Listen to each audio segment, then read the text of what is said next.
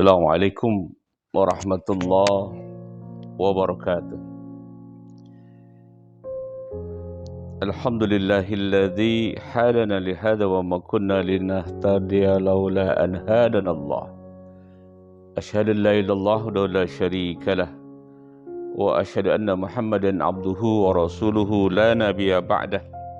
Allahumma salli ala Sayyidina Muhammad wa ala alihi wa sahbihi wasallim. Para pemirsa dan pencinta penjernih kalbu channel dimanapun Anda berada, syukur alhamdulillah kembali kita bisa berjumpa melalui channel YouTube penjernih kalbu. Semoga senantiasa Allah Subhanahu wa taala mengokohkan keimanan kita dan senantiasa melindungi diri kita dari berbagai mara bahaya. Para pemirsa dan pencinta penjernih kalbu channel rahimakumullah, pada kesempatan kali ini insyaallah saya akan menyampaikan secara singkat terkait dengan klasifikasi kalbu di dalam diri. Sesungguhnya Rasulullah Sallallahu Alaihi Wasallam diutus ke muka bumi ini memiliki visi dan misi tertentu. Visi Rasulullah Sallallahu Alaihi Wasallam diutus oleh Allah Subhanahu Wa Taala adalah untuk memperbaiki akhlak manusia, sebagaimana sabda Rasulullah Sallallahu Alaihi Wasallam, "Innama bu'istu liutammima makarimal akhlak." Sesungguhnya aku, kata Rasulullah, diutus ke muka bumi ini untuk menyempurnakan akhlak manusia, untuk memperbaiki akhlak manusia. Misi Rasulullah Sallallahu Alaihi Wasallam sebagaimana Allah nyatakan di surah Asy-Syams ayat 9, Qad aflaha man zakkaha. Beruntunglah orang-orang yang memiliki kesucian di dalam kalbunya, hatinya. Beruntunglah orang yang memiliki kalbun salim. Para pemirsa dan pencinta penjernih kalbu channel rahimakumullah, kita sangat mafhum dengan petikan hadis riwayat Bukhari terkait dengan adanya segumpal daging di dalam diri kita. Jasad kita memiliki segumpal daging yang jika segumpal daging itu baik, maka baiklah seluruh anggota tubuh ini, seluruh jasad. Tetapi kalau buruk segumpal daging itu, maka buruklah seluruh anggota jasad atau tubuh. Segumpal daging itulah kalbu. Berbicara kalbu, kita sudah ketahui bahwa terdapat 3 kategori dari kalbu di dalam setiap diri manusia.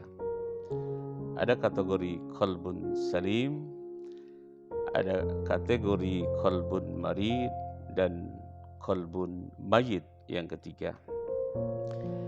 Terkait dengan ketiga kriteria atau klasifikasi, ada 3 dari klasifikasi kalbu ini. Tampaknya Allah nyatakan di dalam Al-Quran pada rangkaian ayat di surah Al-Baqarah. Pada ayat 1 sampai ayat 5, Allah Subhanahu wa Ta'ala memunculkan atau mendeskripsikan indikasi seseorang yang memiliki qalbun salim. Sebagaimana Allah nyatakan, A'udzubillahi minasyaitonir rajim. Bismillahirrahmanirrahim. Alif Lam Mim. Dzalikal kitabu la raiba fihi hudal lil muttaqin. Alif Lam Mim. Kitab Al-Quran ini tidak ada keraguan di dalamnya sebagai petunjuk bagi orang-orang yang bertakwa. Jadi, hal pertama, kriteria seorang yang qalbun salim berarti masuk pada kriteria orang bertakwa. Masih ingat definisi takwa? Ada yang mengartikan takwa terdiri dari 3 huruf. Huruf ta, waw, qaf. Ta, tawadu, rendah hati. Waw, wara, senantiasa merasa diawasi oleh Allah Subhanahu wa Ta'ala, senantiasa merasa dimonitor oleh Allah Subhanahu wa Ta'ala. Dan qaf, qanaah, terima pemberian Allah Subhanahu wa Ta'ala dengan lapang dada. Ada yang mengartikan takwa atas bir wal mujahadah, kehati-hatian dalam bersikap, dalam bertindak, dalam berucap, dan mujahadah, semangat dalam beribadah. Rasulullah SAW dalam petikan hadis beliau, ada pernyataan beliau yang sudah cukup kita kenal, ittaqillah haitsuma kunta wa ati sayyidil hasanati tambuha wa khuluqin nas bi khuluqin hasanin. Bawalah takwa itu dimanapun Anda berada. Ikutilah perbuatan dosa kalian dengan perbuatan yang baik, dengan harapan semoga Allah tutupi perbuatan-perbuatan jelek itu dengan perbuatan baik. Wa atbi sayyitil hasanati tampuha. Perbuatan-perbuatan yang buruk maka tutuplah dengan perbuatan baik. Tapi dengan catatan kita tidak mengulang kembali perbuatan dosa dan bertobat kepada Allah Subhanahu wa Ta'ala, dan taubatun nasuha. Wa khuluqun nas, bergaulah dengan manusia bi khuluqin hasanin, dengan akhlak yang baik. Jadi akhlak masuk bagian dari kriteria kebeningan hati pada seseorang. Pada ayat ketiga di surah Al-Baqarah, Allah menyatakan, wallazina yu'minuna bima unzila ilaika wa ma unzila min qablik wa bil akhirati hum yuqinun. Yaitu mereka yang beriman kepada hal yang gaib. Berarti indikasi, indikator, tanda-tanda kebeningan hati seseorang, dia meyakini hal yang gaib. Akhirat, adanya hisab, itu gaib. Surga, neraka, gaib. Allah Subhanahu wa Ta'ala, hal yang gaib. Orang yang memiliki kebeningan hati, dia yakin akan adanya Allah, dia yakin akan adanya neraka. Allahul haqq, an-nar haqq, al-jannatul haqq. Dia yakin akan adanya hari kiamat. Dia yakin akan adanya para malaikat Allah. Itu gaib. Pada ayat kelimanya Allah menyatakan, ulaika ala hudam mir rabbihim wa ulaika humul muflihun. Mereka yang mendapat petunjuk dari Tuhannya, dan mereka itulah orang-orang yang beruntung.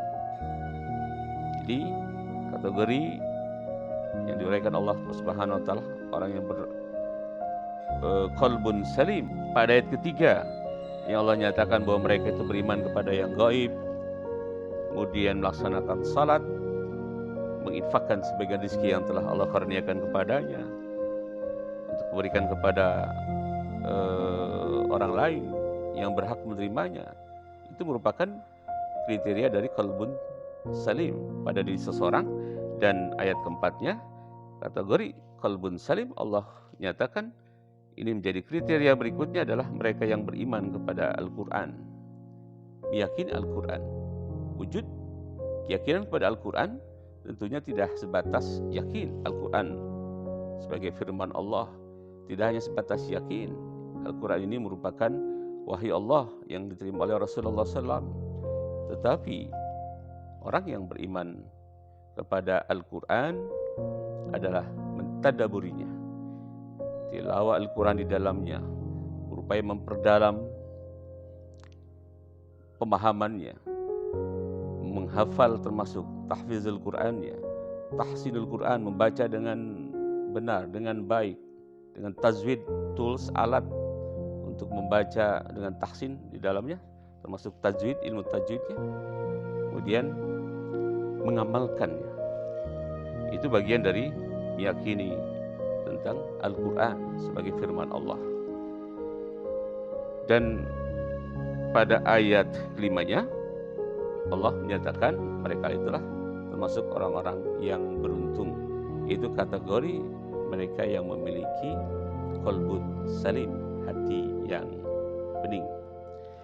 Kemudian pada rentang ayat 6, 7, 8, 9 Allah Subhanahu wa taala memberikan deskripsi, gambaran mengenai qalbun marid dalam diri seseorang. Bagaimana Allah nyatakan pada ayat ke-6, Innal ladzina kafaru sawa'un 'alaihim a'anzartahum am lam tunzirhum la yu'minun. Sesungguhnya orang-orang kafir sama saja bagi mereka engkau beri peringatan. Kau di sini pernyataan Allah kepada Rasulullah SAW, Nabi Muhammad SAW. Engkau beri peringatan atau tidak engkau beri peringatan, mereka tidak akan beriman. Dan ayat 7-nya Allah nyatakan, khatamallahu ala qulubihim wa ala sam'ihim wa ala absarihim gishawatu wa lahum adabun azim. Dan Allah telah mengunci hati dan pendengaran mereka serta penglihatan mereka telah tertutup, dan mereka telah akan mendapat azab yang berat. Qalbun marid yang sudah begitu parah kondisinya dan mengarah kepada qalbun mayyit. Kemudian pada ayat 8 Allah menyatakan wa minan nasi may yaqulu amanna billah wa bil yaumil akhir wa ma hum bimu'minin. Dan di antara manusia ada yang berkata, kami beriman kepada Allah dan hari akhir, padahal sesungguhnya mereka tidak beriman. Dia tidak meyakini, dia tidak mempercayai adanya Allah dan hari akhir. Nah, ini kemunafikan. Ini indikasi sakitnya qalbu pada diri seseorang. Dan pada ayat 9 Allah menyatakan yakhadi'una Allah wallazina amanu wa ma yakhda'una illa anfusahum wa ma yash'urun. Mereka menipu Allah dan orang-orang yang beriman, padahal hakikatnya sesungguhnya mereka lah yang tertipu, karena mereka bukanlah kategori orang-orang yang beriman. Dan pada ayat 10 ini menunjukkan matinya qalbu seorang hamba, di mana Allah memberikan pernyataan tegas pada ayat 10 di surah Al-Baqarah ini, fi qulubihim maradun fazadahumullahu marada walahum adzabun alim bima kanu yakzibun. Di dalam hati mereka ada penyakit. Ketika sudah kondisi sakit, kolbunya kolbun marid, kemudian Allah menambahkan penyakit mereka itu, sehingga pada akhirnya kondisi penyakit yang sudah parah pada kolbunya itu jadilah kolbun mayit, dan Allah nyatakan dengan tegas bahwa mereka akan mendapat azab yang sangat pedih karena kedustaan mereka. Para pemirsa dan pencinta Jernih Kolbu Channel rahimakumullah, pada surah Asy-Syu'ara pada rentang ayat 83 sampai ayat 89, Allah Subhanahu wa taala memberikan gambaran, penjelasan tentang sosok hamba Allah yang memiliki kebeningan hati, qalbun salim, selain sosok Rasulullah SAW tentunya, dan beberapa nabi serta rasul yang diangkat dalam kitab suci Al-Quran ini. Kali ini saya ingin memberikan stressing, penekanan kepada surah Asy-Syu'ara tentang kriteria qalbun salim pada sosok Nabi Allah Ibrahim alaihissalam. Terkait dengan Rasulullah SAW kita sudah mahfum. Allah langsung memberikan pujian bahwa Rasulullah itu mempunyai akhlak yang sangat terpuji, khuluqun azim, rahama bainahum, selain asyiddah alal kufar, tegas kepada kekufuran, tapi juga begitu lembut hatinya dan tinggi sifat sikap kasih sayangnya. Dan pada surah Asy-Syu'ara ini Allah memberikan pernyataan terkait dengan kriteria qalbun salim pada sosok hambanya, hamba pilihannya adalah Nabi Allah Ibrahim alaihissalam. Hal ini termaktub pada ayat 83 di mana Allah menyatakan a'udzubillahi minasyaitonir rajim, bismillahirrahmanirrahim, Rabbi habli hukman wa alhiqni bis-salihin.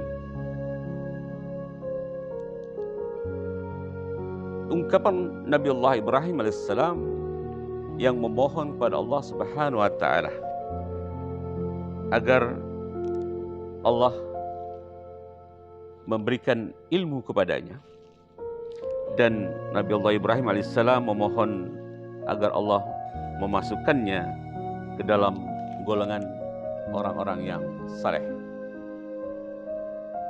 Ini indikasi dari kebeningan hati pada sosok Nabi Allah Ibrahim alaihissalam. Begitu juga pada ayat 84 ada pernyataan Nabi Allah Ibrahim alaihissalam pada rangkaian doanya bermunajat kepada Allah Subhanahu wa taala, waj'al li lisana sidqin fil akhirin. Nabi Allah Ibrahim alaihissalam bermohon kepada Allah agar dijadikan buah tutur katanya, lisannya, lisan yang baik, sidik bagi orang-orang yang datang kemudian. Lisan Nabi Allah Ibrahim AS, beliau bermohon agar bernilai baik, bernilai positif, sehingga dapat berdampak positif atau menjadi bagian dakwah pada generasi-generasi berikutnya. Begitu juga pada ayat 85 Nabi Allah Ibrahim alaihissalam melanjutkan munajatnya pada Allah Subhanahu wa taala, waj'alni min warasati jannatin na'im. Ya Allah, jadikanlah hamba termasuk orang yang mewarisi surga yang penuh kenikmatan kepada anak cucu, generasi-generasi berikutnya. Di konteks pada ayat 85 ini, Nabi Allah Ibrahim alaihissalam memohon kepada Allah Subhanahu wa taala kelak dirinya jadikan sebagai calon penghuni surga dan dirinya dapat pula mewarisi atau mewariskan surga Jannatun Naim kepada anak cucunya atau generasi-generasi penerusnya. Pada ayat 86, Nabi Allah Ibrahim alaihissalam bermunajat kepada Allah memohon ampunan untuk sosok ayahnya, sebagaimana dituangkan oleh Allah Subhanahu wa taala pada ayat 86 ini dengan bunyi ayat waghfir li abi innahu kana minadh-dhallin, yang artinya, dan ampunilah ya Allah ayahku, sesungguhnya dia termasuk orang yang sesat. Begitu tingginya, begitu besarnya rasa cinta Nabi Allah Ibrahim kepada sang ayahanda, meskipun termasuk kategori manusia yang menolak dinul Islam, yang tidak menerima, yang tidak mau mengakui Allah sebagai ilah, sebagai Tuhan, tapi Nabi Allah Ibrahim alaihissalam tetap bermohon kepada Allah Subhanahu wa taala ampunan dari Allah untuk ayahandanya. Dan pada ayat 87 masih rangkaian permohonan atau doa Nabi Allah Ibrahim alaihissalam. Beliau memanjatkan doa wala tukhzidni yauma yub'atsun, dan janganlah engkau hinakan hamba pada hari mereka dibangkitkan, pada hari dibangkitkannya seluruh manusia. Dilanjutkan pada ayat 88, yauma la yanfa'u malu wala banun, di mana pada saat itu, pada hari kebangkitan itu, pada hari kiamat itu, harta dan anak-anak tidak berguna. Dan pada akhirnya ditutup pada ayat 89 dari rangkaian doa Nabi Allah Ibrahim alaihissalam dengan kalimat yang sungguh indah, illa man atallaha biqalbin salim, kecuali orang yang menghadap Allah dengan hati yang bersih. Jadi pada 88 tadi Nabi Ibrahim alaihissalam menyatakan itu hari kiamat, di mana hari tersebut harta dan anak tidak berguna, tapi ada kata kecuali, menafikan, berarti ini masuk kategori berguna. Siapa yang berguna itu? Masuk kategori yang berguna adalah orang-orang yang menghadap Allah dengan hati yang bersih, dengan qalbun salim. Para pemirsa dan pencinta penjadi Qalbu Channel rahimakumullah, pada bagian akhir dari uraian terkait dengan kriteria dari qalbu di dalam diri kita, harus diwaspadai terhadap 10 hal yang mengantarkan pada qalbun mayit. Jadi jika indikasi qalbu kita mengalami qalbun marid, kemudian semakin parah kondisi penyakit hati, dan kita ada proses pembiaran, kita tidak menyadari kondisi qalbun marid pada diri kita, maka hati-hatilah, bisa mengalami qalbun mayit, matinya hati, jika ada 10 hal berikut ini.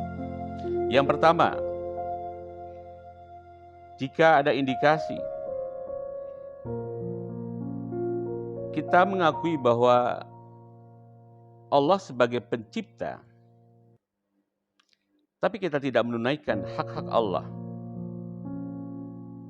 Di antaranya kita tidak menaati perintah Allah Subhanahu wa taala untuk beribadah. Satu-satu yang sederhana adalah salat. Kita mengabaikan salat.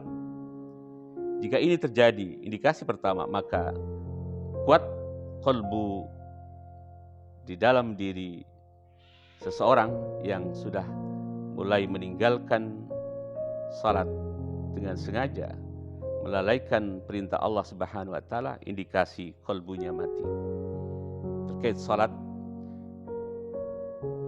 sadarilah, renungkanlah bahwa konstruksi tubuh kita diciptakan oleh Allah Subhanahu wa taala adalah untuk salat.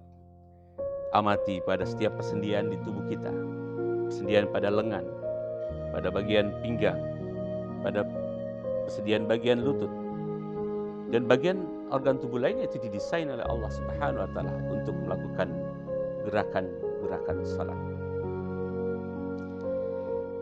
Para pemirsa dan pencinta penjadi Qalbu Channel rahimakumullah. Hal yang kedua, mengindikasikan qalbun marid yang mengarah kepada qalbun mayit dan harus diantisipasi adalah ketika kita sering membaca kitab Allah, kitab suci Al-Quran, tetapi hanya sebatas lisan, atau hanya sebatas ucapan, hanya sebatas bacaan, tetapi kita tidak mengamalkan isi atau kandungan Al-Quran. Ini menandakan qalbun marid yang mengarah pada qalbun mayit. Hanya di lidah, hanya di ucapan, tetapi tidak masuk ke dalam hati dan pikiran dan tidak diamalkan dalam kehidupan. Yang ketiga, harus diantisipasi jangan sampai qalbu kita mengarah kepada qalbun marid yang mendekati qalbun mayit, matinya hati. Itu kita tahu setan musuh kita, setan yang selalu membujuk dan mengajak kita kepada kesesatan, kepada perbuatan dosa. Tetapi sebaliknya, kita mengikuti langkah-langkah setan, bergelimang dengan dosa, asik dengan kemaksiatan, lupa dengan perintah Allah Subhanahu wa taala. Ini indikasi qalbun marid yang mengarah kepada qalbun mayit. Yang keempat, kita mengaku mencintai sosok Rasulullah sallallahu alaihi wasallam, tapi kita tidak mengikuti sunnah-sunnahnya. Ini indikasi qalbun marid yang mengarah kepada qalbun mayit. Dan yang kelima, kita mendambakan surga Allah Subhanahu wa taala. Kita menginginkan masuk ke surganya Allah Subhanahu wa taala, tetapi perbuatan kita, tingkah laku kita mengarahkan kita untuk mendekati ke nerakanya Allah Subhanahu wa taala dan jauh dari surganya Allah Subhanahu wa taala. Yang keenam, sebaliknya, kita takut sekali masuk ke neraka jahanam, tetapi tingkah laku perbuatan mengarah kepada neraka jahanam, mengikuti bujukan syaitan, dan kezaliman menjadi keseharian, perbuatan dosa seakan-akan hal yang biasa, maka ini mengantarkan kepada neraka jahanam. Dan yang ketujuh, kita menyadari dan kita mengakui bahwa niscaya kematian akan datang pada diri kita, karena pada setiap diri manusia akan dihadirkan kematian. Tetapi apa yang terjadi ketika kita mengakui bahwa kematian itu pasti akan datang, hanya kita tidak tahu kapan Allah datangkan, tetapi aktivitas kita, kegiatan kita memperlihatkan terkadang lupa dengan kematian, seakan-akan kita hidup selama-lamanya dan lupa bahwa kematian selalu mengintai kita dimanapun, saat kapanpun, karena kematian tidak menunggu kondisi seorang sakit. Kematian tidak melihat pangkat atau jabatan. Kematian tidak melihat strata ekonomi, kaya atau miskin. Jika Allah sudah tentukan kematian seorang hamba, maka Allah hadirkan tanpa diketahui hamba tersebut. Yang kedelapan, kita sibuk mengorek-ngorek keburukan orang lain. Kita sibuk membicarakan kejelekan orang lain, tetapi kita lupa dengan keburukan diri kita. Kita lupa dengan kejelekan sifat kita. Ini indikasi qalbun marid yang mengarah kepada qalbun mayyit. Waspadalah. Dan yang kesembilan, kita memperoleh rezeki. Yang kesembilan, kita mendapatkan karunia rezeki dari Allah Subhanahu wa taala, tetapi kita lupa bersyukur kepadanya. Padahal Allah menitipkan harta dari karunia rezeki yang diberikan kepada kita. Di dalamnya ada sebagian milik orang lain yang berhak untuk menerima zakat harta dari kita, yang berhak menerima infak, sedekah dari kita. Tapi kita merasa seolah-olah harta kekayaan itu hasil jerih payah kita sendiri dan kita enggan untuk mengeluarkannya. Dan terakhir, kita seringkali mengantarkan saudara kita, sahabat kita ke pemakaman untuk dikuburkan. Kita melihat langsung jenazah sahabat kita, saudara kita ketika akan dikuburkan di area pemakaman. Tetapi kita lupa bahwa kelak kita akan mengalami hal yang sama. Dan kita seakan-akan tidak akan pernah mengalami hal seperti yang kita saksikan ketika saudara atau sahabat kita berada di liang lahat, di liang kubur, di area pemakaman. Padahal situasi dan kondisi yang sama juga akan kita rasakan. Para pemirsa dan pencinta penjadi Qalbu Channel rahimakumullah, jika 10 yang telah saya sebutkan tadi ada dalam hati kita, ada dalam diri kita, waspadalah. Itu indikasi qalbu kita sudah mengarah kepada qalbun mayyit. Na'udzubillah, summa na'udzubillah. Waspadalah, waspadalah, waspadalah. Mari kita berintrospeksi diri. Mari kita lakukan muhasabah diri. Pastikan senantiasa qalbu kita berada dalam qalbun salim. Begitu banyak wasilah untuk tazkiyatun nafs, mensucikan qalbu kita. Salat termasuk di dalam untuk mensucikan jiwa kita. Saum termasuk di dalamnya. Zakat, infak, sedekah